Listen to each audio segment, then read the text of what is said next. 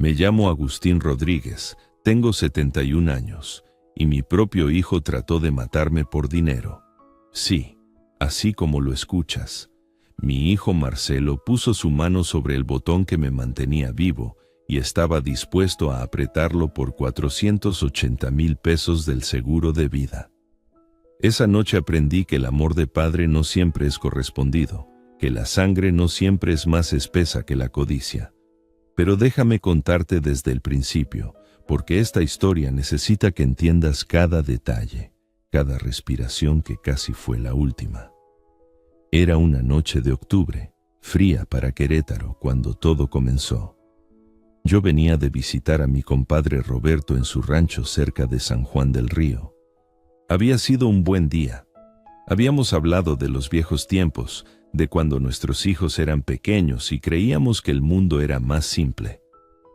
Roberto me había regalado unas tortillas que hizo su esposa Esperanza, aún tibias, envueltas en un trapo limpio que olía a comal y a hogar. Manejaba mi camioneta Ford del 98 por la carretera 57, esa que conecta Querétaro con San Luis Potosí. Conocía esa carretera como las líneas de mis manos. La había recorrido miles de veces en mis años de comerciante, llevando mercancía de un lado al otro. Las tortillas de Esperanza estaban en el asiento del copiloto, junto con una botella de pulque que Roberto insistió en que me llevara. El cielo estaba despejado, podía ver las estrellas claritas como diamantes sobre terciopelo negro. Pensaba en Marcelo, en lo orgulloso que me sentía de que hubiera puesto su propio negocio de materiales de construcción. Claro que había tenido sus problemas, todos los negocios los tienen al principio, pero yo tenía fe en que saldría adelante. Era mi hijo, tenía mi sangre, mi determinación. Fue en el kilómetro 120 cuando todo cambió. Un tráiler que venía de frente se pasó a mi carril para rebasar. Sus luces me cegaron completamente, como si el sol me hubiera caído encima de repente. Giré el volante hacia la derecha instintivamente, pero había una cuneta profunda. La camioneta se volcó 3 veces. 3 veces di vueltas como si fuera un muñeco de trapo, sintiendo cómo mis costillas se quebraban contra el cinturón de seguridad, cómo el aire se me escapaba de los pulmones como si fuera un globo pinchado. Lo último que recuerdo de esa noche es el sabor de la sangre en mi boca y el sonido de las sirenas acercándose. Después, nada. Solo oscuridad y silencio hasta que desperté en el Hospital San José, conectado a más cables y tubos de los que había visto en mi vida. Los doctores me explicaron después que había sido un milagro que sobreviviera. Neumotórax, le llamaban a lo que tenía. Mis pulmones se habían colapsado por las costillas rotas y necesitaba que una máquina respirara por mí mientras sanaba. El doctor Morales, un hombre joven con lentes y manos suaves que nunca habían conocido el trabajo de campo, me dijo que estaría bien, que solo era cuestión de tiempo. Pero yo sabía que algo no estaba bien, no con mi cuerpo sino con el ambiente. Había algo en los ojos de Marcelo cuando venía a visitarme, algo que no podía definir pero que me inquietaba. Se quedaba parado al pie de mi cama, viendo los monitores con una expresión extraña, como si estuviera calculando algo en su cabeza. Dolores, su esposa, casi nunca venía. Cuando lo hacía, se quedaba cerca de la puerta, como si tuviera prisa por irse. Mis nietos, Sonia de 16 y Diego de 14, venían más seguido que sus padres. Sonia me traía chocolates que compraba en la tiendita de la esquina, y Diego me contaba sobre la escuela, sobre sus amigos, sobre sus sueños de ser ingeniero como su abuelo. Era extraño estar ahí, conectado a esa máquina que sonaba como un acordeón desafinado, viendo pasar los días por la ventana de la habitación. Podía ver el estacionamiento del hospital, los árboles que empezaban a cambiar de color, las familias que iban y venían con flores y globos para sus enfermos. La habitación tenía ese olor peculiar de los hospitales, mezcla de desinfectante y tristeza. Las paredes eran de un verde pálido que me recordaba a las hojas enfermas, y había un crucifijo pequeño colgado sobre mi cama. Jesús me miraba con esos ojos tristes que parecían entender todo el sufrimiento del mundo. Durante el día había mucho movimiento. Las enfermeras entraban y salían, revisando los monitores, cambiando las bolsas de suero, ajustando la máquina que me ayudaba a respirar. Pero las noches eran diferentes. Las noches traían un silencio pesado, roto solo por el sonido rítmico de los aparatos y los pasos lejanos en el pasillo. Fue una de esas noches cuando mi mundo se volvió del revés. Eran casi las 12. Lo sé porque había estado viendo el reloj de pared, contando las horas que faltaban para que llegara la mañana y con ella un poco de compañía. Las enfermeras estaban cambiando turno. Ese momento cuando el pasillo se queda vacío por unos minutos, mientras una se va y la otra se instala. Escuché pasos en el pasillo, pasos que reconocí inmediatamente. Los pasos de Marcelo, mi hijo, que había caminado por mi casa durante 47 años. Pasos que había escuchado cuando era niño y corría por el patio, cuando era adolescente y llegaba tarde a casa, cuando era joven y venía a pedirme dinero para empezar su negocio. Pero estos pasos eran diferentes. Eran cautelosos, furtivos, como si no quisiera que nadie lo escuchara. Se detuvo frente a mi puerta y por un momento pensé que tal vez se había arrepentido de venir, que tal vez se iba a ir, pero no. La puerta se abrió lentamente, sin hacer ruido, como si estuviera entrando a robar. Ahí estaba mi hijo, mi Marcelo, pero no era el mismo hombre que había criado. Sus ojos tenían una mirada que nunca había visto antes, una mezcla de desesperación y determinación que me heló la sangre. Sus manos temblaban, las mismas manos que yo había enseñado a usar las herramientas que había sostenido cuando aprendía a caminar.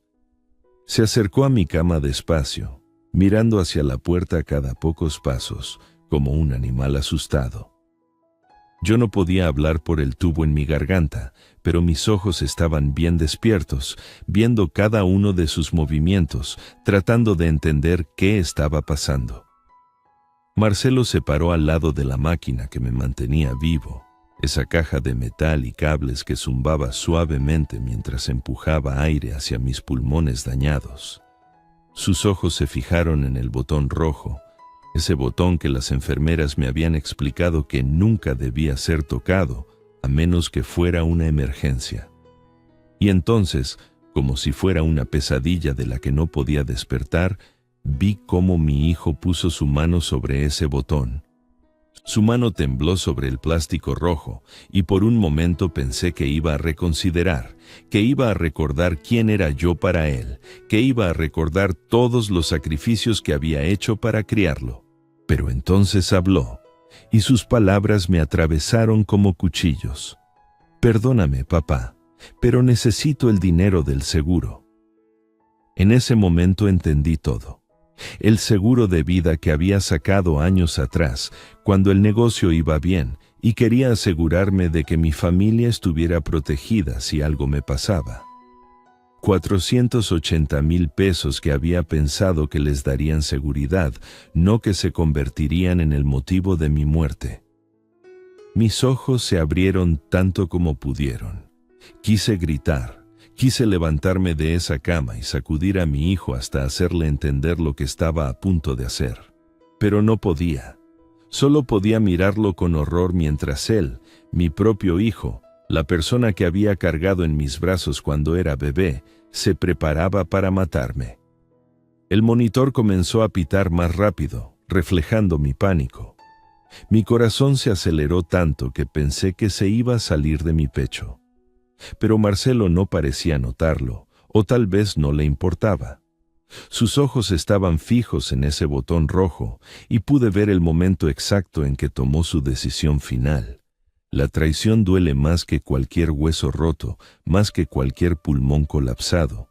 Duele en un lugar que no sabía que existía, un lugar donde guardamos la confianza y el amor incondicional que sentimos por nuestros hijos. Y en ese momento, viendo la mano de Marcelo sobre el botón que terminaría con mi vida, sentí cómo ese lugar se desmoronaba como una casa de adobe bajo la lluvia. Era mi hijo, el niño que había llorado en mis brazos cuando se cayó de la bicicleta. El joven que había venido a contarme nervioso sobre su primer amor. El hombre que me había abrazado el día que nació su primer hijo. Y ahí estaba, dispuesto a convertirse en mi asesino por dinero. Pero para entender por qué mi hijo estaba ahí, con la mano sobre mi muerte, tengo que llevarte una semana atrás, cuando todo empezó a torcerse como alambre oxidado. Era un martes por la tarde cuando el doctor Esteban Morales nos reunió a todos en su consultorio. Recuerdo que hacía calor, de esos calores pegajosos de octubre que te hacen sudar aunque estés quieto. El consultorio del doctor tenía fotos de sus diplomas en las paredes, todos en marcos dorados que brillaban bajo la luz fluorescente. Había una planta en la esquina, una de esas que nunca necesitan mucha agua, como si estuviera acostumbrada a sobrevivir en lugares difíciles. Marcelo estaba sentado a mi derecha, junto a la cama donde yo descansaba conectado a todos esos aparatos.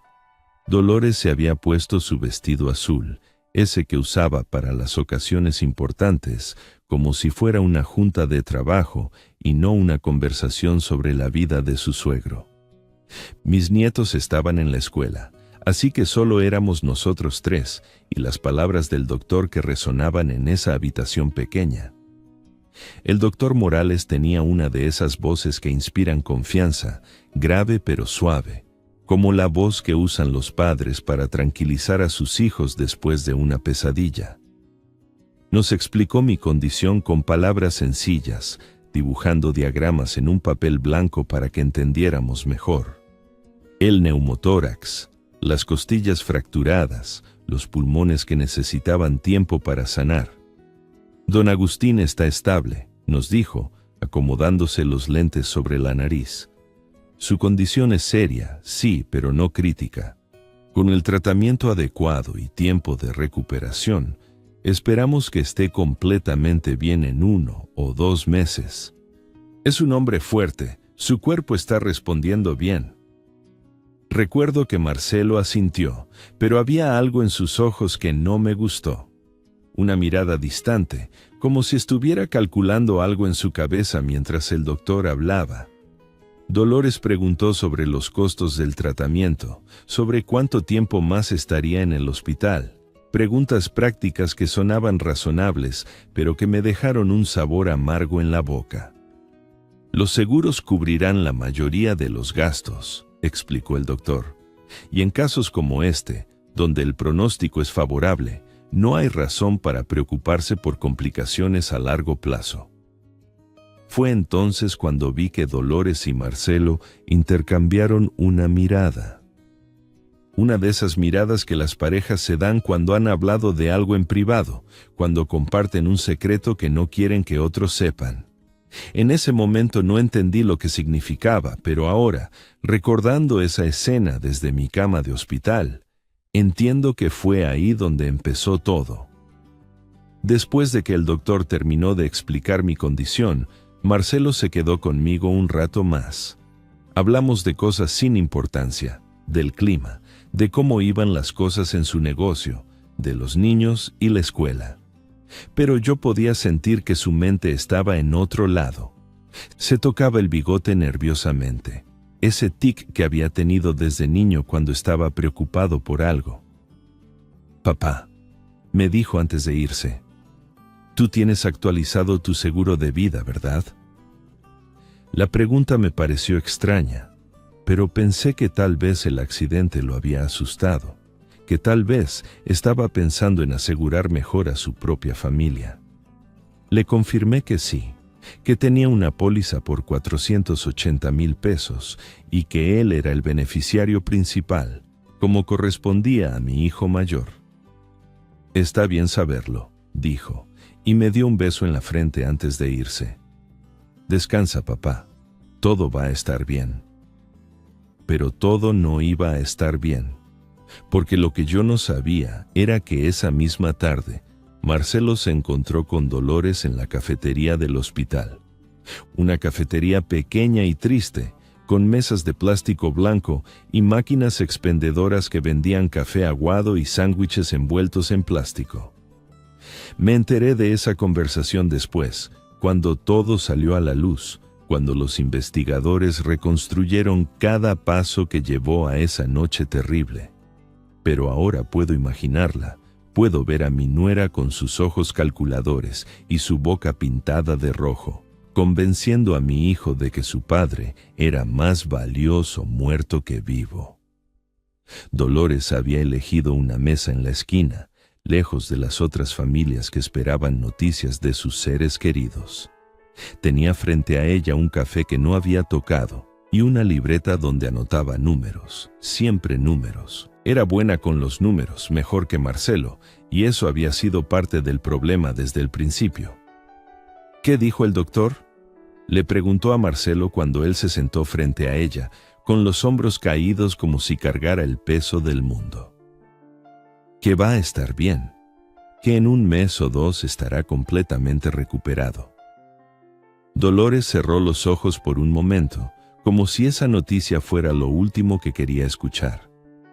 Cuando los abrió, tenían esa mirada dura que yo había aprendido a reconocer a lo largo de los años, esa mirada que significaba que había tomado una decisión y que nada la haría cambiar de opinión. Marcelo, necesitamos hablar, le dijo, inclinándose hacia adelante y bajando la voz. Los de Financiera del Centro vinieron ayer otra vez. Dijeron que si no pagamos los 520,000 pesos esta semana, van a tomar medidas más drásticas. Marcelo se pasó las manos por el pelo, despeinándose. Había heredado mi cabello rizado, pero el suyo ya empezaba a clarear en las sienes, como le había pasado a mí a su edad. Ya sé, Dolores, lo sé. Pero ¿qué quieres que haga? El negocio no está dando lo suficiente, y ahora con lo de papá. Tu papá tiene un seguro de vida por 480,000 pesos, interrumpió Dolores. Es casi exactamente lo que debemos. El silencio que siguió fue pesado, lleno de implicaciones que ninguno de los dos quería mencionar directamente. Marcelo miró a su esposa como si no la conociera, como si fuera una extraña que había tomado el lugar de la mujer con la que se había casado. No puedes estar pensando lo que creo que estás pensando, le dijo finalmente. Dolores suspiró y abrió su libreta, mostrándole los números que había estado calculando. Deudas, intereses, amenazas, la realidad de su situación financiera desplegada en tinta negra sobre papel blanco. Mira estos números, Marcelo. Mira lo que debemos. Y ahora mira la edad de tu padre. 71 años. ¿Cuántos años más crees que va a vivir? ¿5? ¿10? Y mientras tanto, nosotros vamos a estar pagando deudas, perdiendo la casa, viendo cómo nuestros hijos sufren por nuestra situación. Marcelo negó con la cabeza, pero Dolores continuó. Su voz como miel envenenada, dulce pero letal. Tu padre está sufriendo ahí conectado a esas máquinas. Mírate cómo te afecta verlo así. ¿No sería más misericordioso liberarlo de ese dolor? ¿No sería mejor para todos? Es mi padre, Dolores. Y yo soy tu esposa. Y Sonia y Diego son tus hijos. ¿No tenemos derecho a una vida sin deudas, sin amenazas? ¿No merecemos que pienses en nosotros también? Esa conversación se repitió durante toda la semana, en diferentes formas, en diferentes lugares. En el carro camino a casa, en la cocina mientras preparaba café, en la cama antes de dormir. Dolores era persistente, como el agua que va desgastando la piedra gota a gota. Durante esos días, Marcelo venía a visitarme todas las tardes. Se sentaba en la silla junto a mi cama y me hablaba de cosas triviales, pero yo podía ver que algo lo carcomía por dentro. Había perdido peso, tenía ojeras, se sobresaltaba cuando entraban las enfermeras. Una tarde, mientras él creía que yo dormía, lo escuché hablar por teléfono con alguien. Su voz era tensa, asustada. «Ya sé que debo el dinero», decía. «Solo necesito un poco más de tiempo. Mi padre tuvo un accidente, está en el hospital». La voz del otro lado sonaba amenazante, aunque no podía distinguir las palabras. Pero la reacción de Marcelo me dijo todo lo que necesitaba saber. Cuando colgó, se quedó sentado con la cabeza entre las manos y por un momento pensé que iba a llorar. Durante esa semana, Dolores también venía al hospital, pero no a verme a mí. Venía a encontrarse con Marcelo, a susurrarle al oído mientras él trataba de concentrarse en ser un buen hijo. La veía desde mi cama, con su bolsa cara y sus zapatos de tacón, calculando, siempre calculando. «No es asesinato», le decía a Marcelo una tarde, pensando que yo no podía escucharlos. «Es compasión. Mira cómo sufre conectado a todas esas máquinas. Los doctores no pueden garantizar que vaya a ser el mismo de antes. ¿Qué clase de vida es esa?». Pero yo sí escuchaba. Escuchaba cada palabra, cada argumento venenoso que ella plantaba en la mente de mi hijo como semillas de una planta carnívora. Y veía cómo esas semillas iban germinando, cómo la desesperación y el miedo iban ahogando el amor filial que Marcelo había sentido por mí toda su vida. El viernes de esa semana, 2 hombres vinieron a buscar a Marcelo al hospital. Los vi desde mi ventana, esperándolo en el estacionamiento junto a un carro negro. Cuando Marcelo salió, lo rodearon, y aunque no podía escuchar la conversación, sus gestos me dijeron todo. Uno de ellos le puso la mano en el hombro de una manera que no era amistosa, y el otro le mostró algo que hizo que Marcelo se pusiera pálido. Esa noche, cuando Marcelo regresó a casa, Dolores estaba esperándolo con una decisión tomada. No sé exactamente qué le dijo, pero puedo imaginarlo. Puedo ver sus ojos fríos y calculadores, su boca pronunciando las palabras que finalmente romperían el corazón de mi hijo y lo convertirían en algo que nunca pensé que podría ser. «No podemos esperar más», debió decirle. «Los intereses siguen corriendo. Cada día que pasa debemos más dinero. Y tu padre, mírate cómo está sufriendo viéndolo así. Esto no es vida, ni para él ni para nosotros». Y así fue como mi hijo, el niño que había criado con tanto amor y sacrificio, comenzó a planear mi muerte. Durante esos días finales de la semana, lo veía llegar al hospital cada vez más nervioso, cada vez más distante. Sus manos temblaban cuando me daba agua, evitaba mirarme directamente a los ojos, como si ya me hubiera enterrado en su corazón.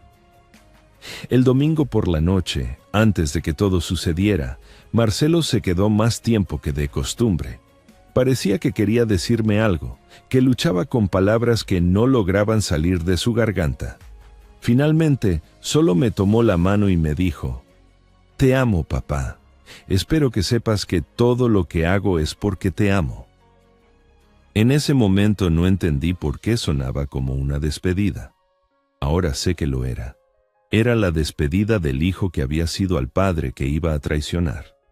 Era el último momento de humanidad antes de que la codicia y la desesperación lo transformaran en alguien irreconocible. Esa noche, mientras él se preparaba mentalmente para lo que iba a hacer, yo dormía tranquilo, confiando en que mi hijo me protegería, como yo lo había protegido a él durante toda su vida.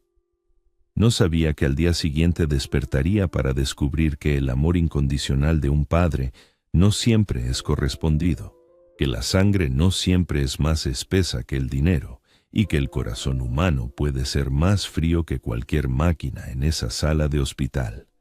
Y entonces lo hizo. Mi hijo presionó ese botón rojo con la misma determinación con la que yo había presionado el acelerador de mi camioneta miles de veces. Un clic pequeño, casi imperceptible, pero que resonó en esa habitación como un trueno. La máquina se cayó. Ese sonido rítmico que había sido mi compañero durante semanas, ese zumbido constante que empujaba aire hacia mis pulmones, se detuvo de repente. El silencio que siguió fue ensordecedor, como si el mundo entero hubiera contenido la respiración junto conmigo. Pero no duró mucho el silencio. Inmediatamente comenzaron los pitidos. Primero uno, agudo y desesperado, como el llanto de un niño. Después otro, más grave. Y luego una sinfonía de alarmas que llenaron la habitación con su urgencia mecánica. Los monitores junto a mi cama empezaron a mostrar líneas rojas, números que caían como piedras, gráficas que se volvían planas. Sentí como si me estuviera ahogando en aire seco. Mis pulmones, que habían dependido de esa máquina durante tanto tiempo, no recordaban cómo trabajar solos. Traté de respirar, de forzar el aire hacia adentro, pero era como si tuviera una roca gigante sobre el pecho. El pánico se apoderó de mí, no solo por la falta de aire, sino por la realización terrible de lo que estaba pasando. Mi propio hijo me estaba matando. Marcelo se quedó parado junto a la máquina, viendo cómo los números en los monitores cambiaban de verde a amarillo, de amarillo a rojo. Sus ojos reflejaban una mezcla de horror y fascinación, como si no pudiera creer lo que acababa de hacer, pero tampoco pudiera apartar la mirada. Sus manos temblaban a los costados de su cuerpo, y pude ver gotas de sudor en su frente, a pesar del aire acondicionado del hospital. Los pitidos se hacían más frecuentes, más desesperados. Mi corazón se aceleró tanto que pensé que se iba a salir de mi pecho, pero al mismo tiempo sentía como si se estuviera deteniendo. Era una sensación extraña, como estar en dos lugares al mismo tiempo, corriendo a toda velocidad y parándose completamente. Traté de mover la mano, de hacer algún gesto que le dijera a Marcelo que reconsiderara, que todavía había tiempo de arrepentirse, pero mis brazos no me obedecían. El tubo en mi garganta me impedía hablar, gritar, suplicar. Solo podía mirarlo con mis ojos, tratando de transmitir todo el amor y la decepción, y el perdón y la traición que sentía en ese momento. Marcelo se acercó a mi cama, y por un segundo pensé que había cambiado de opinión, que iba a reconectar la máquina y pedirme perdón. Se inclinó sobre mí, y pude oler su colonia, esa que le había regalado Dolores en su cumpleaños. Olía a limón y a menta, olores limpios que contrastaban horriblemente con lo sucio de lo que estaba haciendo. «Perdóname, papá», me susurró al oído. «Pero esto es lo mejor para todos. Ya no vas a sufrir más, y nosotros vamos a poder empezar de nuevo». Empezar de nuevo. Como si yo fuera un obstáculo en sus vidas, como si todos esos años de criarlo, de trabajar para él, de amarlo incondicionalmente, no fueran más que un estorbo del que había que deshacerse. Sentí una rabia que era más fuerte que el miedo, más fuerte que la falta de aire, una rabia que me daba fuerzas para seguir luchando, aunque mi cuerpo se estuviera rindiendo. Los pitidos ahora eran casi continuos, un sonido agudo y constante que debía estar escuchándose en todo el pasillo. Pero era de noche, la hora del cambio de turno, cuando las enfermeras están ocupadas pasándose información y los pasillos se quedan solos por unos minutos preciosos. Marcelo había calculado bien su momento. Mis ojos empezaron a nublarse. No era como en las películas, donde todo se vuelve negro de repente. Era más gradual, como si alguien estuviera bajando lentamente las luces. Primero los bordes de mi visión se volvieron borrosos, después el centro comenzó a oscurecerse. Los sonidos también empezaron a alejarse, como si los estuviera escuchando desde el fondo de un pozo. Pero justo cuando pensé que todo había terminado, cuando estaba preparándome para encontrarme con mi esposa Elena en el otro lado, escuché algo que cambió todo. Pasos rápidos en el pasillo. Pasos de alguien que corría, tacones sobre el linóleo, acercándose cada vez más. La puerta de mi habitación se abrió de golpe, y ahí estaba Paula Vázquez, la enfermera del turno de noche. Una mujer pequeña pero fuerte, con el pelo recogido en una cola de caballo y los ojos más decididos que he visto en mi vida. Había regresado por su tableta, que se le había olvidado en el escritorio junto a la ventana. Por un momento, Paula se quedó paralizada viendo la escena. Marcelo parado junto a la máquina desconectada, yo luchando por respirar en la cama, los monitores gritando sus alarmas rojas. Pero fue solo un momento. Después, reaccionó con la velocidad de alguien que ha visto emergencias médicas toda su vida. ¿Qué hizo?, le gritó a Marcelo mientras corría hacia la máquina del respirador. Sus manos se movían rápidamente sobre los botones, reconectando cables, presionando la secuencia correcta para reiniciar el sistema. ¿Qué carajo hizo? Marcelo retrocedió como si hubiera visto un fantasma. Su cara se puso blanca, más blanca que las sábanas de mi cama. Abrió la boca para decir algo, pero no salió ningún sonido. Solo se quedó ahí parado, viendo cómo Paula luchaba por salvar la vida que él había tratado de terminar. La máquina del respirador tosió, se quejó y después regresó a la vida con un zumbido reconfortante. Inmediatamente sentí el aire fluyendo hacia mis pulmones otra vez, dulce y necesario como agua después de días en el desierto. Los monitores comenzaron a cambiar de rojo a amarillo, los números subieron lentamente, las líneas planas se volvieron ondas otra vez. ¡Socorro!, gritó Paula hacia el pasillo. ¡Emergencia en la habitación 312! ¡Doctor Morales, venga rápido! Sus gritos resonaron por todo el hospital como campanas de alarma. Inmediatamente escuché el sonido de pies corriendo, voces urgentes, el ruido de equipos médicos siendo arrastrados por el pasillo. El hospital entero se despertó de su silencio nocturno. Paula seguía trabajando sobre mí, revisando mi pulso, ajustando el flujo de oxígeno, hablándome con esa voz firme que usan las enfermeras para tranquilizar a los pacientes. Ya está, don Agustín, ya está. Respire tranquilo, todo va a estar bien. Pero sus ojos no estaban tranquilos. Cuando miró hacia Marcelo había una furia ahí que daba miedo. ¿Cómo pudo hacer esto?, le preguntó. ¿Cómo pudo desconectar el respirador de su propio padre? Marcelo finalmente encontró su voz, pero era débil, temblorosa. Yo solo quería... Él estaba sufriendo mucho. ¡Mentira!, Paula lo interrumpió. Yo he visto a pacientes sufriendo. Su padre estaba estable, estaba mejorando. Usted vino aquí a matarlo. En ese momento llegó el doctor Morales, todavía en pijama pero con su bata de médico encima. Detrás de él venían 2 enfermeras más y un técnico de emergencias. La habitación se llenó de gente, de voces, de actividad. El doctor se puso inmediatamente a revisar mis signos vitales mientras Paula le explicaba lo que había pasado.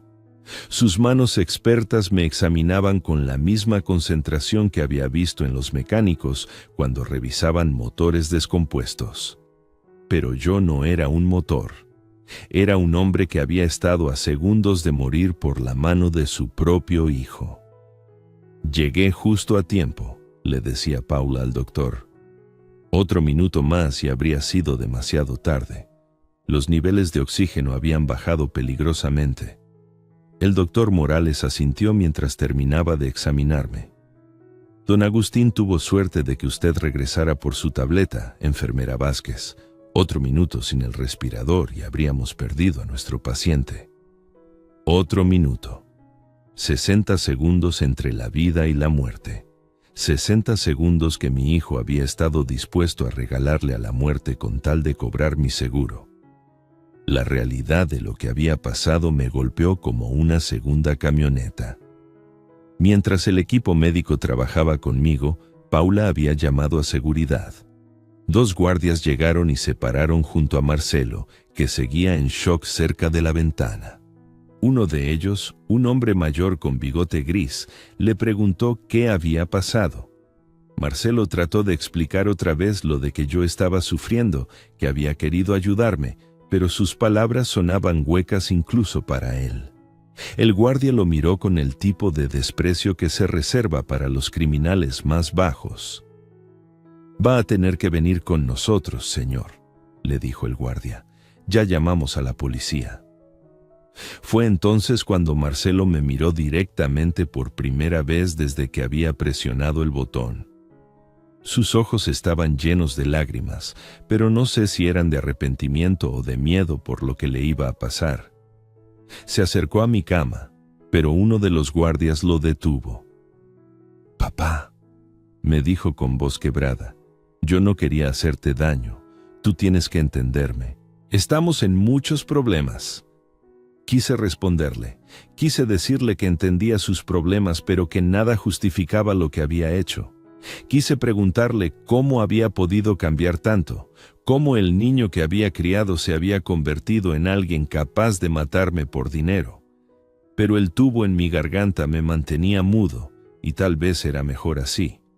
No estaba seguro de que las palabras que tenía dentro fueran palabras que un padre debería decirle a su hijo. 20 minutos después llegó la policía. El detective Raúl Hernández era un hombre que había visto suficiente maldad en su carrera como para no sorprenderse por nada, pero cuando Paula le explicó lo que había pasado, hasta él negó con la cabeza con disgusto. ¿Desconectó el respirador de su propio padre?, le preguntó a Marcelo después de escuchar el testimonio de Paula y revisar los monitores que habían grabado toda la secuencia. Marcelo ya no podía mantener la fachada de que había sido un acto de misericordia. La evidencia era demasiado clara, los testigos demasiado confiables. Bajó la cabeza y admitió lo que había hecho, aunque todavía trató de justificarlo. «Tengo deudas», murmuró. «Mucha gente me está presionando, y mi padre tiene un seguro». El detective Hernández lo miró como si fuera un insecto que había encontrado debajo de una piedra. Así que decidió matar a su padre por dinero del seguro. ¿Sabe usted qué nombre tiene eso en el Código Penal? Marcelo no respondió. Ya no tenía nada que decir. Los guardias lo esposaron ahí mismo, en mi habitación, mientras yo los miraba desde mi cama.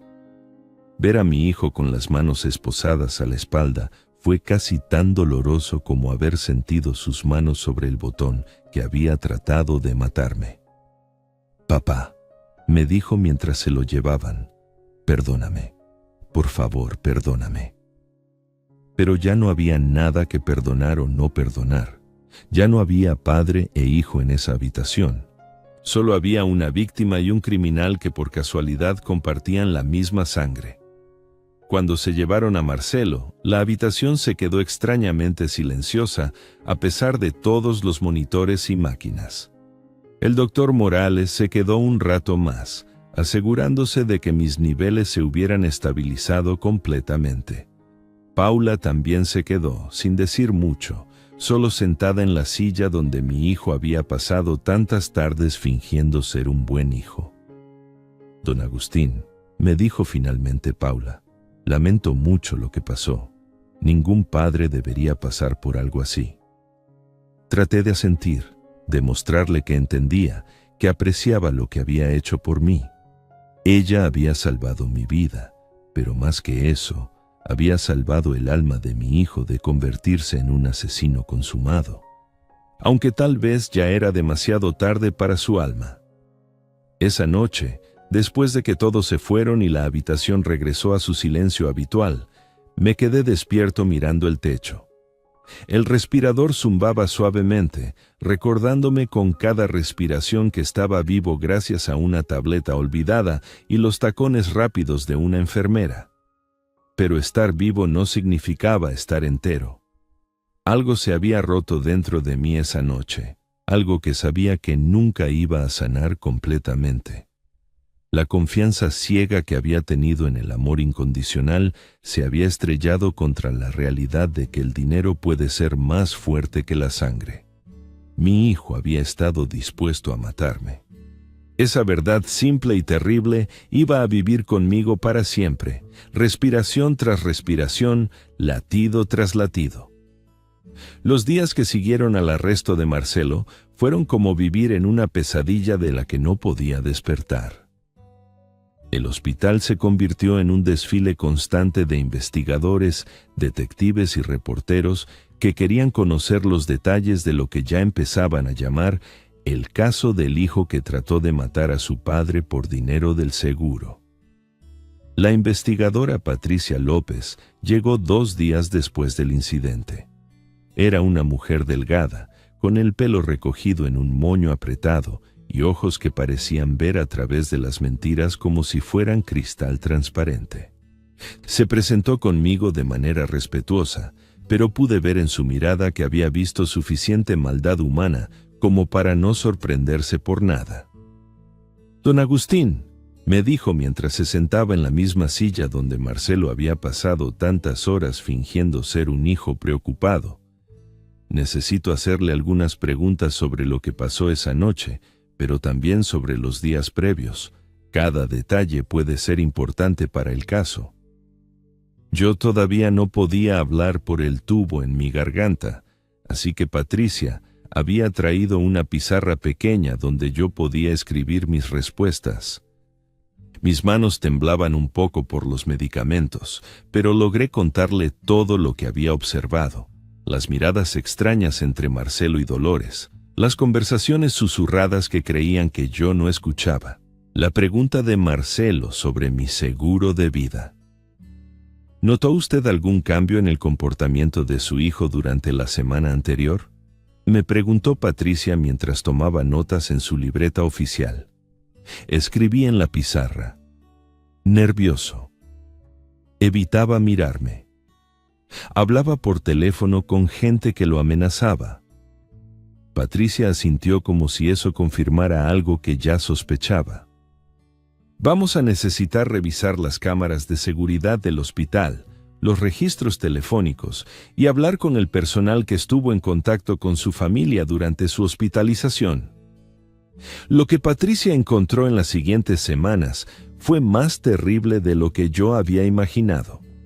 Las cámaras de seguridad del hospital habían grabado todo. No solo la noche del incidente, sino también todas las visitas previas de Marcelo y Dolores. Había grabaciones de ellos hablando en susurros en los pasillos, reuniéndose en la cafetería, mirando hacia mi habitación con expresiones que ahora, vistas en video, parecían las de 2 buitres esperando que muriera su presa. La grabación de esa noche terrible era especialmente clara. Se veía a Marcelo entrando sigilosamente al pasillo de cuidados intensivos a las 11:47 de la noche, esperando en una esquina hasta que las enfermeras terminaran el cambio de turno, y después, caminando hacia mi habitación como un ladrón. Las cámaras lo siguieron hasta la puerta de mi cuarto, y aunque no podían grabar el interior, sí captaron el momento exacto en que sonaron las alarmas y Paula corrió de regreso hacia mi habitación. Pero lo más condenatorio vino cuando Patricia revisó los teléfonos celulares de Marcelo y Dolores. Había mensajes de texto entre ellos que me helaron la sangre cuando Patricia me los leyó días después. «Tu padre preguntó por el seguro otra vez», había escrito Dolores el martes anterior. 480,000 pesos, casi exactamente lo que debemos. «No puedo pensar en eso», había respondido Marcelo. «Es mi padre. Tu padre ya vivió su vida. Nosotros apenas estamos empezando. Los niños necesitan un futuro sin deudas». Los mensajes continuaron durante toda esa semana. Dolores siendo cada vez más insistente, más calculadora, más cruel. Marcelo resistiéndose al principio, pero gradualmente cediendo ante la presión de las deudas y las amenazas de sus acreedores. El mensaje final, enviado la noche del incidente a las 11:30, decía simplemente: «Ya es hora. Los niños están dormidos. Nadie sabrá nunca que no fue natural». Patricia me mostró esos mensajes en su teléfono oficial. y tuve que pedirle que parara de leer. Era demasiado doloroso escuchar cómo mi propio hijo había planeado mi muerte como si fuera una transacción comercial, discutiendo los detalles de mi asesinato como si estuvieran planeando unas vacaciones. «Hay más», me dijo Patricia con voz suave. Encontramos evidencia de que su nuera había estado investigando sobre los tiempos de recuperación de pacientes con neumotórax, sobre las rutinas del hospital, incluso sobre cómo funcionan los respiradores artificiales. Esto no fue un impulso del momento, don Agustín, fue planeado cuidadosamente. La investigación también reveló la verdadera situación financiera de Marcelo. Debía dinero no solo a la financiera del centro, sino también a prestamistas informales, a proveedores de su negocio de materiales de construcción, incluso a algunos de sus empleados. El total de sus deudas era de más de 600,000 pesos, mucho más de lo que yo había imaginado. Los investigadores encontraron que algunos de sus acreedores no eran precisamente hombres de negocios legítimos. Había prestamistas que cobraban intereses del 20% mensual, gente que no tenía problema en usar la violencia para recuperar su dinero. Marcelo había recibido amenazas directas contra él y su familia si no pagaba pronto. Su hijo estaba desesperado, me explicó Patricia una tarde mientras revisábamos los documentos del caso. Pero eso no justifica lo que hizo. Había otras opciones: declararse en bancarrota, pedir ayuda a la familia, incluso huir si era necesario. Elegir matarlo a usted fue la salida más fácil para él. Durante las semanas que siguieron, mientras yo me recuperaba lentamente de mis heridas físicas y emocionales, el caso contra Marcelo se hacía cada vez más sólido. Patricia había encontrado suficiente evidencia para demostrar no solo que había intentado matarme, sino que lo había planeado con premeditación y alevosía. El fiscal Miguel Castillo se hizo cargo del caso personalmente. Era un hombre de unos 50 años, con canas en las sienes y una reputación de no perder casos cuando tenía evidencia sólida. Vino a visitarme una vez para explicarme cómo iba a proceder el juicio. «Don Agustín», me dijo, «vamos a acusar a su hijo de tentativa de homicidio calificado por el parentesco y por motivos económicos. Las pruebas son abrumadoras. Las cámaras, los mensajes, el testimonio de la enfermera Vázquez, todo apunta a que esto fue un intento calculado de asesinato». Castillo me explicó que la defensa de Marcelo iba a tratar de argumentar que había sido un acto de misericordia, que yo estaba sufriendo y que él solo quería terminar con mi dolor. Pero las evidencias mostraban claramente que mis posibilidades de recuperación eran buenas, que no estaba en estado terminal y que el verdadero motivo había sido el dinero del seguro. «Su hijo va a enfrentar una sentencia severa», me advirtió Castillo. «Los jueces no son tolerantes con casos donde los hijos atacan a sus padres, especialmente por dinero. Podríamos estar hablando de 8 a 12 años de prisión». 8 a 12 años. Mi hijo iba a pasar casi una década en la cárcel por haber tratado de matarme. Una parte de mí sentía alivio de que fuera a pagar por lo que había hecho, pero otra parte, la parte que todavía recordaba al niño pequeño que había sido, sentía un dolor profundo que ninguna medicina podía curar.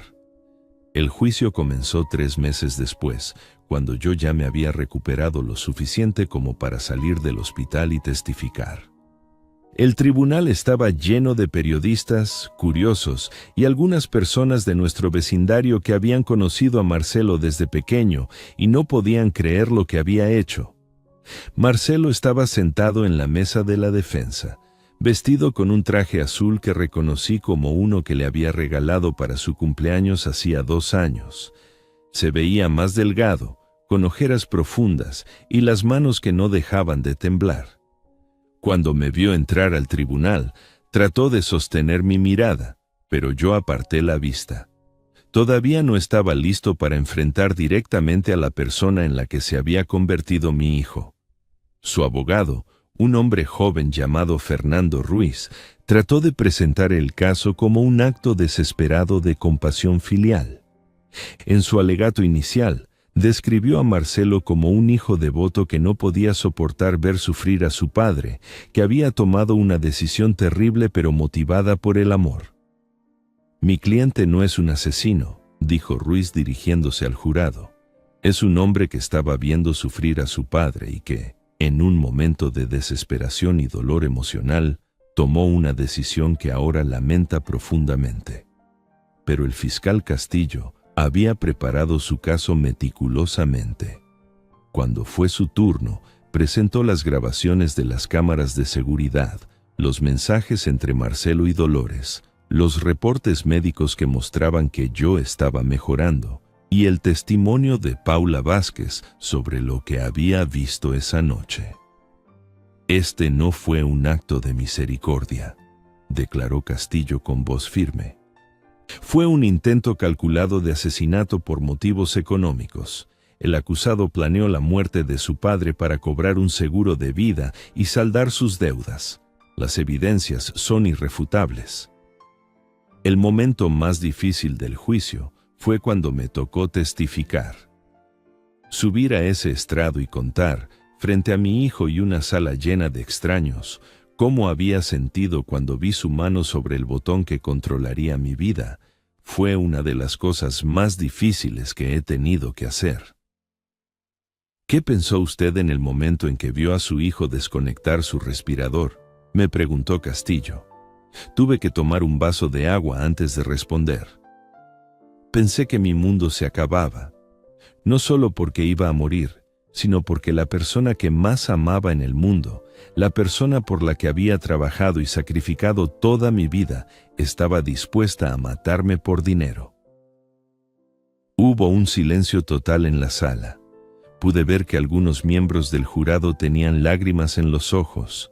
Marcelo tenía la cabeza baja, las manos cubriéndose la cara. Durante el contrainterrogatorio, el abogado Ruiz trató de que admitiera que había estado sufriendo, que tal vez la decisión de Marcelo había estado motivada por verme en dolor. Pero yo no iba a mentir para salvar a mi hijo. Doctor Morales me había dicho que me iba a recuperar completamente, declaré. Yo no estaba sufriendo más de lo normal para alguien en mi condición. Mi hijo no me desconectó para terminar con mi sufrimiento. Lo hizo para terminar con el suyo. El testimonio de Paula Vázquez fue devastador para la defensa. Describió exactamente lo que había visto esa noche, la frialdad con la que Marcelo había actuado, la manera calculada en que había esperado el momento perfecto para actuar. «En mis 15 años como enfermera», declaró Paula, «he visto a familias tomar decisiones difíciles sobre pacientes terminales. Esto no fue eso. Esto fue un hombre tratando de asesinar a su padre por dinero». El doctor Morales también testificó, explicando detalladamente mi condición médica y mis probabilidades de recuperación. «Don Agustín tenía un pronóstico favorable», declaró. «Con el tratamiento adecuado, esperábamos una recuperación completa en 1 o 2 meses. No había razón médica para considerarlo un caso terminal». Cuando llegó el turno de Marcelo de testificar en su propia defensa, su testimonio fue desastroso. Bajo la presión del interrogatorio de Castillo, sus excusas se desmoronaron una por una. Admitió que conocía mi buen pronóstico, que había planeado la desconexión del respirador y que había esperado cobrar el seguro de vida inmediatamente después de mi muerte. «¿No es cierto que usted debía más de 600,000 pesos?» le preguntó Castillo. «Sí», murmuró Marcelo. «¿Y no es cierto que el seguro de vida de su padre era de 480,000 pesos?» «Sí». «¿Y no es cierto que usted y su esposa discutieron específicamente sobre usar ese dinero para pagar sus deudas?» Marcelo se quedó callado por un largo momento. Cuando finalmente respondió, su voz era apenas un susurro. «Sí». El juez Alberto Ramírez, un hombre mayor con experiencia en casos difíciles, escuchó todos los testimonios con la seriedad que merecía el caso. Durante las deliberaciones del jurado, que duraron 2 días completos, yo me quedé en casa tratando de no pensar en lo que estaba pasando en ese tribunal. Cuando finalmente llegó el veredicto, regresé al tribunal con el corazón latiendo tan fuerte que pensé que todos podían escucharlo. El jurado había encontrado a Marcelo culpable de tentativa de homicidio calificado por parentesco y por motivos económicos. El juez Ramírez, al dictar la sentencia, fue claro y directo. Este tribunal considera que el acusado planificó y ejecutó un intento de asesinato contra su propio padre por motivos puramente económicos. La frialdad y premeditación del acto, combinadas con la violación de la confianza más sagrada que existe entre un padre y un hijo, ameritan la máxima severidad que permite la ley.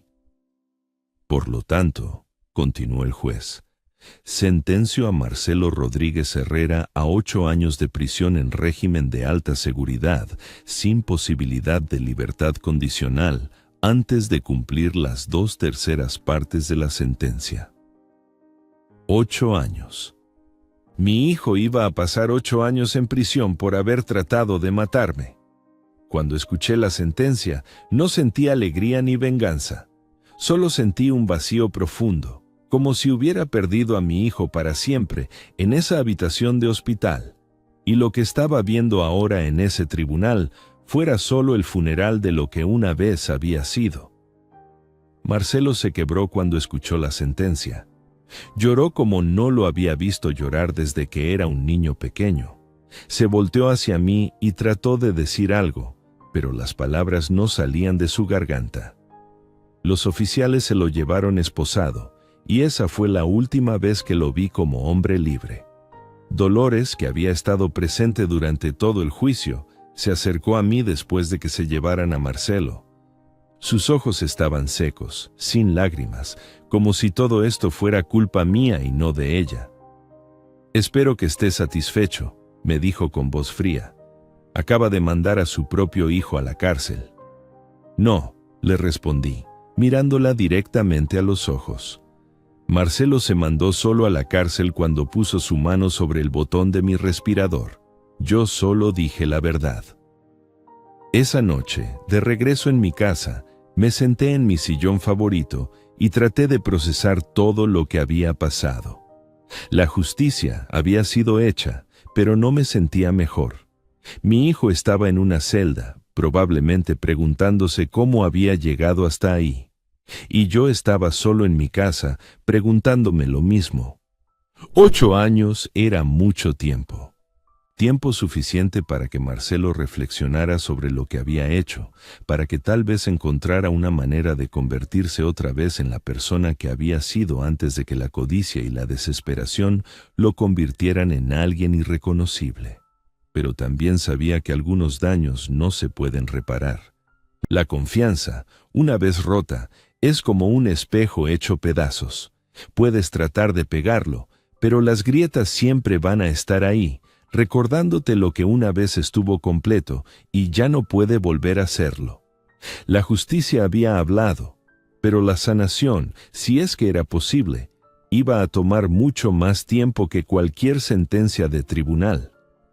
2 meses después de salir del tribunal, cuando mis pulmones ya respiraban sin ayuda de ninguna máquina y mis costillas habían sanado completamente, tomé la primera decisión importante de mi nueva vida: cancelar el seguro de vida que había convertido a mi hijo en mi potencial asesino. Me levanté temprano esa mañana de enero, como había hecho durante 70 años. El sol entraba por la ventana de mi cocina, iluminando la mesa donde había desayunado con Elena durante tantos años, donde después había desayunado solo, y donde ahora volvía a desayunar solo, pero con un sabor diferente en la boca. El sabor de haber sobrevivido a la traición más profunda que puede existir. Preparé mi café en la misma cafetera de aluminio que Elena había usado. Agregué 2 cucharadas de azúcar morena como siempre y me senté a pensar en lo que tenía que hacer. En el sobre manila que estaba sobre la mesa estaban todos los documentos del seguro, la póliza que había firmado años atrás pensando que protegería a mi familia, sin saber que un día se convertiría en mi sentencia de muerte. La oficina de seguros quedaba en el centro de Querétaro, en uno de esos edificios modernos con ventanales grandes y aire acondicionado que siempre estaba demasiado frío. La recepcionista, una muchacha joven con lentes y sonrisa profesional, me atendió con la cortesía que se usa para los clientes importantes. «Buenos días, don Agustín», me dijo después de revisar mis documentos. «¿En qué podemos ayudarle hoy?» «Quiero cancelar mi póliza de vida», le dije directamente, «y cambiar completamente los beneficiarios de todas mis cuentas y propiedades». La muchacha parpadeó varias veces, como si no hubiera escuchado bien. Los seguros de vida no se cancelan todos los días, especialmente por hombres de mi edad que ya habían pagado la mayoría de las primas. ¿Está usted seguro, don Agustín? Esta póliza tiene un valor considerable y usted ha estado pagándola durante muchos años. Estoy completamente seguro, le respondí. Mi hijo trató de matarme para cobrar ese dinero. No voy a darle otra oportunidad. El silencio que siguió fue incómodo. La muchacha no sabía qué decir ante una declaración como esa. Balbuceó algo sobre formularios y procedimientos y me pidió que esperara mientras hablaba con su supervisor. El supervisor era un hombre de mediana edad, con corbata azul y la manera de hablar cuidadosa de alguien que ha tratado con situaciones delicadas. Se sentó frente a mí y revisó mi expediente en su computadora.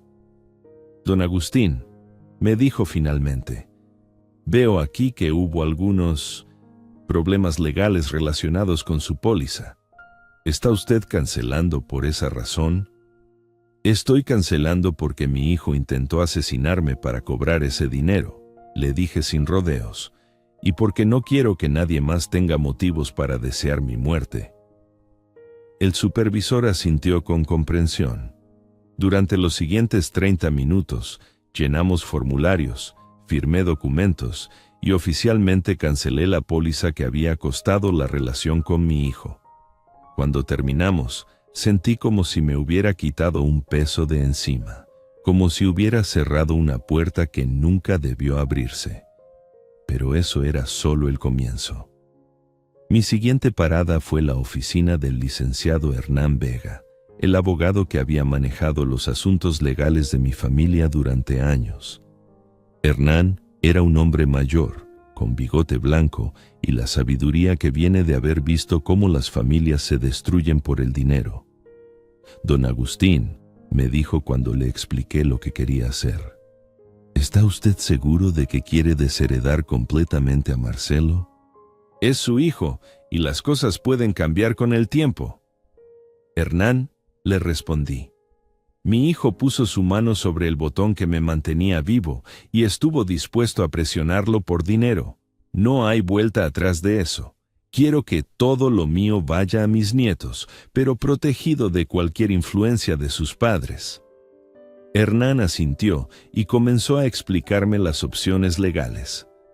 Podíamos crear un fideicomiso que protegiera los bienes para Sonia y Diego, con administradores independientes que se aseguraran de que el dinero se usara para su educación y bienestar, pero sin que Marcelo o Dolores pudieran tocarlo nunca.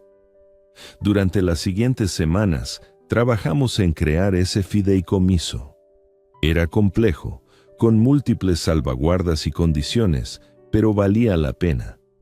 Mis nietos tendrían seguridad financiera para su educación universitaria, para empezar sus propias vidas, pero el dinero estaría completamente fuera del alcance de aquellos que habían demostrado que eran capaces de matar por él. Mientras yo reorganizaba mi vida legal y financiera, del otro lado de la ciudad, Dolores estaba tomando sus propias decisiones. Una tarde de febrero, apareció en mi puerta con una carpeta llena de papeles legales y una expresión que no había visto antes. Ya no era la mujer calculadora que había convencido a mi hijo de matarme. Era una mujer asustada que se daba cuenta de que su mundo se estaba desmoronando. «Don Agustín», me dijo cuando abrí la puerta, «necesito hablar con usted». La dejé entrar, aunque cada fibra de mi ser me decía que no lo hiciera. Se sentó en el mismo sofá donde había pasado tantas navidades con la familia, donde había cargado a mis nietos cuando eran pequeños, donde había fingido ser una nuera cariñosa mientras planeaba mi muerte. «Voy a divorciarme de Marcelo», me anunció sin preámbulos. «Ya hablé con un abogado. Voy a pedir la custodia completa de Sonia y Diego». No me sorprendió. Dolores siempre había sido una mujer práctica, y estar casada con un hombre condenado por intentar asesinar a su padre no le convenía en ningún aspecto. «Los niños van a necesitar estabilidad», continuó, «y apoyo económico. Espero que usted entienda que ellos no tuvieron nada que ver con lo que pasó». «Mis nietos siempre van a tener mi apoyo», le respondí, «pero a través de los canales apropiados. Ya hice los arreglos legales necesarios». Dolores me miró con esa expresión astuta que conocía bien. «¿Qué tipo de arreglos?» «El tipo que los protege de padres que anteponen el dinero a la familia», le dije directamente. «Sonia y Diego van a estar bien cuidados, pero ni tú ni Marcelo van a poder tocar un peso de lo que es suyo». Vi cómo su cara cambió cuando entendió lo que eso significaba. Ya no podría usar a mis nietos como palanca para obtener dinero de mí. Ya no podría manipular la situación a su favor. «Esto es muy duro, don Agustín», me dijo finalmente. «Lo duro», le respondí, «fue ver a mi hijo con la mano sobre el botón que me mantenía vivo. Todo lo demás son solo consecuencias». Dolores se fue esa tarde con sus papeles de divorcio, y yo no volví a hablar con ella directamente. Pero supe por mis nietos que el proceso legal fue rápido y definitivo. En 4 meses ya no eran marido y mujer. Marcelo había firmado los papeles desde la prisión, probablemente aliviado de tener una preocupación menos. Pero la reacción más importante para mí vino de Sonia y Diego. Una tarde de marzo, cuando ya habían empezado a vivir con su madre en un apartamento pequeño cerca de su escuela, vinieron a visitarme. Se veían mayores de lo que recordaba, como si los eventos de los últimos meses los hubieran obligado a crecer más rápido de lo normal. Sonia, con sus 16 años y la seriedad de alguien que había visto demasiado, fue la primera en hablar. Se sentó frente a mí en la mesa de la cocina, con las manos entrelazadas como había visto hacer a su abuela Elena cuando tenía algo importante que decir. «Abuelo», me dijo con voz firme, «queremos que sepa que entendemos lo que pasó. Y queremos que sepa que para nosotros, nuestro padre murió la noche que trató de matarlo a usted». Diego, más joven pero igual de determinado, asintió junto a su hermana. «No queremos saber nada de él, no queremos visitarlo en la cárcel, no queremos que piense que lo vamos a perdonar porque somos sus hijos». Escuchar esas palabras de mis nietos me rompió el corazón y me lo sanó al mismo tiempo.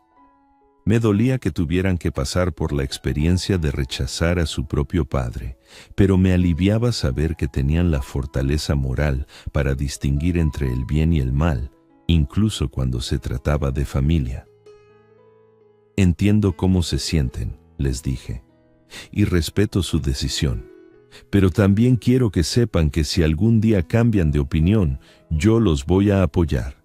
Son sus sentimientos y ustedes tienen derecho a sentir lo que sientan». Sonia negó con la cabeza. «No vamos a cambiar de opinión, abuelo. Lo que hizo no tiene perdón. Usted nos crió para saber la diferencia entre el bien y el mal. Y lo que él hizo estuvo mal, completamente mal. Desde ese día, mis nietos comenzaron a pasar más tiempo en mi casa. Primero venían solo los fines de semana, pero gradualmente empezaron a quedarse más días. Dolores trabajaba largas horas en una tienda departamental para mantenerse, y mis nietos preferían estar conmigo que solos en el apartamento. No fue una decisión formal, pero poco a poco mi casa se fue llenando otra vez de vida joven. Diego instaló su escritorio en lo que había sido el cuarto de costura de Elena, donde hacía sus tareas de matemáticas y ciencias. Sonia convirtió el cuarto de huéspedes en su refugio, con sus libros y sus pósters, y su música, que a veces era demasiado fuerte, pero que yo no tenía corazón para pedirle que bajara. Por las tardes, cuando regresaban de la escuela, me contaban sobre sus clases, sus amigos, sus sueños para el futuro. Diego quería estudiar ingeniería como yo había estudiado décadas atrás. Sonia hablaba de ser doctora, tal vez pediatra, para ayudar a los niños. ¿Crees que podemos lograrlo, abuelo?, me preguntó Sonia una tarde mientras hacía su tarea de biología en la mesa de la cocina. Claro que pueden, le respondí. Tienen todo lo que necesitan. Inteligencia, determinación y ahora tienen seguridad económica para sus estudios. Lo que hagan con esas oportunidades depende de ustedes. Les hablé del fideicomiso que había creado para ellos, explicándoles cómo funcionaba, qué cubría y cuáles eran sus responsabilidades. Querían que entendieran que el dinero era una herramienta, no un fin en sí mismo, y que con privilegio venía responsabilidad. Mientras tanto, de vez en cuando me llegaban noticias de lo que estaba pasando con Marcelo en la prisión El Altiplano. Un ex vecino que trabajaba en el sistema penitenciario me contó que mi hijo no la estaba pasando bien. Los otros prisioneros habían sabido por qué estaba ahí, e incluso entre criminales, los que atacan a sus propios padres son considerados lo más bajo de lo bajo. Lo han golpeado varias veces. Me contó mi ex vecino una tarde cuando nos encontramos en el mercado. Los otros presos lo ven como una escoria. Dicen que si eres capaz de traicionar a tu padre por dinero, eres capaz de traicionar a cualquiera. Escuchar eso no me dio la satisfacción que pensé que me daría. Solo me dio tristeza. Mi hijo no solo había destruido nuestra relación, había destruido cualquier posibilidad de respeto humano, incluso entre criminales. Era un paria en todos los sentidos. Hubo momentos durante esos primeros años cuando me pregunté si debería visitarlo, si tal vez el aislamiento y los golpes lo habrían hecho reflexionar sobre lo que había hecho. Pero cada vez que consideraba la posibilidad, recordaba sus manos sobre el botón de mi respirador, sus palabras sobre necesitar el dinero del seguro, la frialdad en sus ojos esa noche terrible. Una tarde, Diego me preguntó directamente: «Abuelo, ¿cree usted que papá se arrepiente de verdad de lo que hizo?». Era una pregunta difícil, viniendo de un niño de 14 años que trataba de entender cómo su padre había podido hacer algo tan terrible. Pensé cuidadosamente mi respuesta. «Diego», le dije finalmente, «creo que tu papá se arrepiente de que lo hayan atrapado. Creo que se arrepiente de estar en la cárcel. Creo que se arrepiente de las consecuencias de sus acciones. Pero arrepentirse verdaderamente significa entender el daño que causaste y estar dispuesto a hacer cualquier cosa por repararlo, sin esperar nada a cambio. Y no he visto evidencia de ese tipo de arrepentimiento».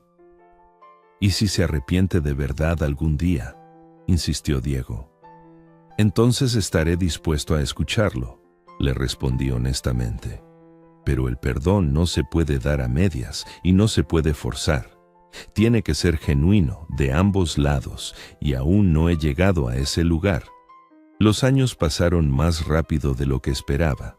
Sonia se graduó de preparatoria con honores y entró a estudiar medicina en la Universidad Autónoma de Querétaro. Diego siguió sobresaliendo en matemáticas y ciencias, confirmando su deseo de ser ingeniero. Verlos crecer, verlos convertirse en jóvenes honorables y trabajadores, fue la mejor venganza contra todo lo que había tratado de destruir Marcelo.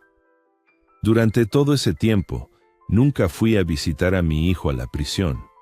Hubo momentos en que consideré hacerlo, especialmente cuando me llegaban noticias de que había estado enfermo o que lo habían golpeado particularmente mal. Pero cada vez que estaba a punto de tomar esa decisión, algo me detenía. No era solo el dolor de la traición, era la certeza de que Marcelo no había aprendido realmente la lección que necesitaba aprender. Un día, cuando Sonia ya estaba en tercer año de medicina, me preguntó si alguna vez perdonaría a su padre. Estábamos sentados en el patio de la casa, viendo cómo el sol se ponía detrás de los árboles que había plantado con Elena décadas atrás. «Mija», le dije, «el perdón no es algo que puedes forzar. Es como el amor, o es real o no lo es.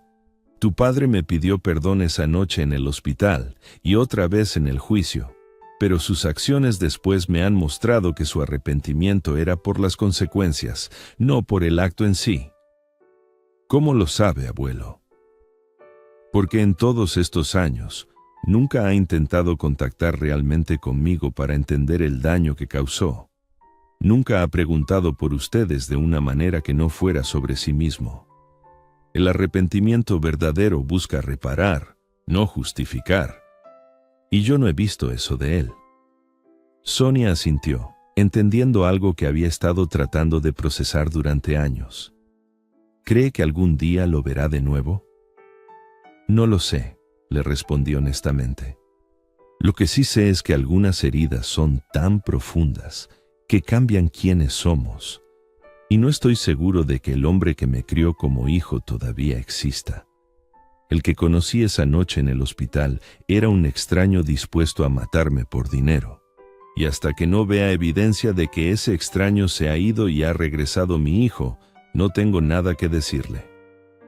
Así ha sido mi vida durante estos años, criando a mis nietos, viendo cómo se convierten en las personas honorables que siempre supe que podían ser, y viviendo con la paz que viene de saber que, aunque perdí a un hijo, salvé a 2 nietos de aprender que el dinero es más importante que la familia, porque al final, esa es la lección más importante que puedo dejarles. Que hay líneas que no se cruzan, valores que no se venden, y amor que no se traiciona por ningún precio. Mi hijo aprendió esa lección demasiado tarde, pero mis nietos la aprendieron a tiempo. Y eso, creo yo, es la única victoria real en toda esta historia triste». Estamos una vez más por acá, huevón. Una noche más por acá, muchachos, con ustedes. Qué bueno verlos por acá. Aplausos. No lo merecemos, no lo merecemos. Después de un día tan berraco, huevón. Después de un día tan agitado. Aquí estamos. Invictos. Me gustó esto. ¿Cómo vamos, parceros? Buenas noches, háblamelo de Ledán. ¿Todo bien o qué? ¿Cómo estás, parcerito? Háblamelo, Pirlo. Pirlo 420 en la casa. ¿Cómo va, hermano? ¿Cómo va todo? ¿Cómo va todo, mi socio? ¿Qué es lo que es? ¿Cuál es la movida, parce? Papi, está lloviendo bien rico. Es la última... Yo creo que es la última lluvia de primavera, weón. No, bueno, lluvia de primavera. De hecho, principios de lluvia de primavera. Parcero, la verdad que hoy estoy muy bien, weón. A pesar de que casi no cuento la historia hoy, weón. Papi, casi me parto la cabeza. Literalmente. Papi, estaba moviendo unas cosas, me caí el camión, weón, me di como una vuelta para atrás, papi, y había una piedrota, marica. Por suerte que la cabeza no me cayó ahí, parce, pero sí me alcancé a doblar ¿cómo se llama eso? El tobillo, marica. Estamos una vez más por acá, weón. Una noche más por acá, muchachos, con ustedes. Qué bueno verlos por acá. Aplausos. No lo merecemos, no lo merecemos. Después de un día tan berraco, weón. Después de un día tan agitado. Aquí estamos. Invictos. Me gustó esto. ¿Cómo vamos, parceros? Buenas noches, háblamelo de Ledán. ¿Todo bien o qué? ¿Cómo estás, parcerito? Háblamelo, Pirlo. Pirlo 420 en la casa. ¿Cómo va, hermano? ¿Cómo va todo? ¿Cómo va todo, mi socio? ¿Qué es lo que es? ¿Cuál es la movida, parce? Papi, está lloviendo bien rico. Es la última... Yo creo que es la última lluvia de primavera, weón. No, bueno, lluvia de primavera. De hecho, principios de lluvia de primavera. Parcero, La verdad que hoy estoy muy bien, huevón. A pesar de que casi no cuento la historia hoy, huevón. Papi, casi me parto la cabeza. Literalmente. Papi, estaba moviendo unas cosas, me caí el camión, huevón, me di como una vuelta para atrás, papi. Y había una piedrota, marica. Por suerte que la cabeza no me cayó ahí, parce, pero sí me alcancé a doblar ¿cómo se llama eso? El tobillo, marica. Vamos una vez más por acá, huevón. Una noche más por acá, muchachos, con ustedes. Qué bueno verlos por acá. Aplausos. No lo merecemos, no lo merecemos. Después de un día tan berraco, weón. Después de un día tan agitado. Aquí estamos. Invictos. Me gustó esto. ¿Cómo vamos, parceros? Buenas noches, háblamelo de Ledán. ¿Todo bien o qué? ¿Cómo estás, parcerito? Háblamelo, Pirlo. Pirlo 420 en la casa. ¿Cómo va, hermano? ¿Cómo va todo? ¿Cómo va todo, mi socio? ¿Qué es lo que es? ¿Cuál es la movida, parce? Papi, está lloviendo bien rico. Es la última. Yo creo que es la última lluvia de primavera, weón. No, bueno, lluvia de primavera. De hecho, principios de lluvia de primavera. Parcero, la verdad que hoy estoy muy bien, weón. A pesar de que casi no cuento la historia hoy, weón. Papi, casi me parto la cabeza. Literalmente. Papi, estaba moviendo unas cosas, me caí el camión, weón, me di como una vuelta para atrás, papi. Y había una piedrota, marica. Por suerte que la cabeza no me cayó ahí, parce, pero sí me alcancé a doblar ¿cómo se llama eso? El tobillo, marica. Vamos una vez más por acá, huevón. Una noche más por acá, muchachos, con ustedes. Qué bueno verlos por acá. Aplausos. No lo merecemos, no lo merecemos. Después de un día tan berraco, huevón. Después de un día tan agitado. Aquí estamos. Invictos. Me gustó esto. ¿Cómo vamos, parceros? Buenas noches, háblamelo de Ledán. ¿Todo bien o qué? ¿Cómo estás, parcerito? Háblamelo, Pirlo. Pirlo 420 en la casa. ¿Cómo va, hermano? ¿Cómo va todo? ¿Cómo va todo, mi socio? ¿Qué es lo que es? ¿Cuál es la movida, parce? Papi, está lloviendo bien rico. Es la última. Yo creo que es la última lluvia de primavera, weón. No, bueno, lluvia de primavera. De hecho, principios de lluvia de primavera. Parcero, la verdad que hoy estoy muy bien, huevón. A pesar de que casi no cuento la historia hoy, huevón. Papi, casi me parto la cabeza. Literalmente. Papi, estaba moviendo unas cosas, me caí el camión, huevón, me di como una vuelta para atrás, papi. Y había una piedrota, marica. Por suerte que la cabeza no me cayó ahí, parce, pero sí me alcancé a doblar ¿cómo se llama eso? El tobillo, marica. Vamos una vez más por acá, huevón. Una noche más por acá, muchachos, con ustedes. Qué bueno verlos por acá. Aplausos. No lo merecemos, no lo merecemos. Después de un día tan berraco, huevón. Después de un día tan agitado.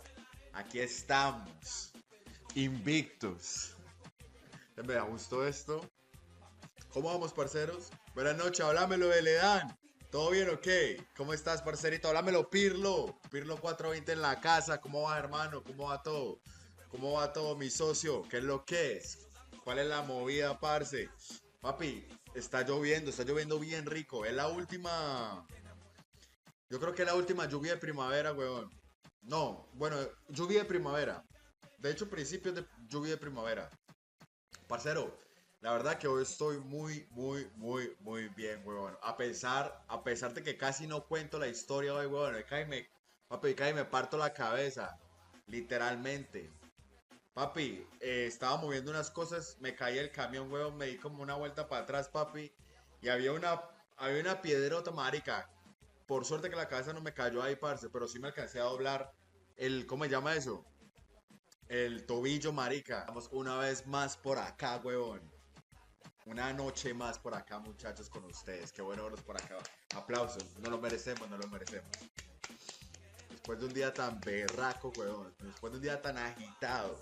Aquí estamos. Invictos. Me gustó esto. ¿Cómo vamos, parceros? Buenas noches, háblamelo de Ledán. ¿Todo bien o qué? ¿Cómo estás, parcerito? Háblamelo, Pirlo. Pirlo 420 en la casa. ¿Cómo va, hermano? ¿Cómo va todo? ¿Cómo va todo, mi socio? ¿Qué es lo que es? ¿Cuál es la movida, parce?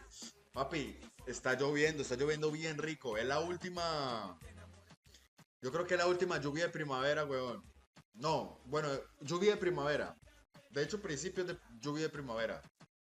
Parcero, la verdad que hoy estoy muy bien, weón. A pesar de que casi no cuento la historia hoy, weón. Papi, casi me parto la cabeza. Literalmente. Papi, estaba moviendo unas cosas, me caí el camión, weón, me di como una vuelta para atrás, papi. Y había una piedrota, marica. Por suerte que la cabeza no me cayó ahí, parce, pero sí me alcancé a doblar ¿cómo se llama eso? El tobillo, marica. Vamos una vez más por acá, weón. Una noche más por acá, muchachos, con ustedes. Qué bueno verlos por acá. Aplausos. No lo merecemos, no lo merecemos. Después de un día tan berraco, weón. Después de un día tan agitado. Aquí estamos. Invictos. Me gustó esto. ¿Cómo vamos, parceros? Buenas noches, háblamelo de Ledán. ¿Todo bien o qué? ¿Cómo estás, parcerito? Háblamelo, Pirlo. Pirlo 420 en la casa. ¿Cómo va, hermano? ¿Cómo va todo? ¿Cómo va todo, mi socio? ¿Qué es lo que es? ¿Cuál es la movida, parce? Papi, está lloviendo bien rico. Es la última. Yo creo que es la última lluvia de primavera, weón. No, bueno, lluvia de primavera. De hecho, principios de lluvia de primavera. Parcero, la verdad que hoy estoy muy bien, weón. A pesar de que casi no cuento la historia hoy, weón. Papi, casi me parto la cabeza. Literalmente. Papi, estaba moviendo unas cosas, me caí el camión, weón, me di como una vuelta para atrás, papi. Y había una piedrota, marica. Por suerte que la cabeza no me cayó ahí, parce, pero sí me alcancé a doblar ¿cómo se llama eso? El tobillo, marica. Vamos una vez más por acá, weón. Una noche más por acá, muchachos, con ustedes. Qué bueno verlos por acá. Aplausos. No lo merecemos, no lo merecemos. Después de un día tan berraco, weón. Después de un día tan agitado. Aquí estamos. Invictos. Me gustó esto. ¿Cómo vamos, parceros? Buenas noches, háblamelo de Ledán. ¿Todo bien o qué? ¿Cómo estás, parcerito? Háblamelo, Pirlo. Pirlo 420 en la casa. ¿Cómo va, hermano? ¿Cómo va todo? ¿Cómo va todo, mi socio? ¿Qué es lo que es? ¿Cuál es la movida, parce? Papi, está lloviendo bien rico. Es la última. Yo creo que es la última lluvia de primavera, weón. No, bueno, lluvia de primavera. De hecho, principios de lluvia de primavera. Parcero, la verdad que hoy estoy muy bien, weón. A pesar de que casi no cuento la historia hoy, weón. Papi, casi me parto la cabeza. Literalmente. Papi, estaba moviendo unas cosas, me caí el camión, weón, me di como una vuelta para atrás, papi.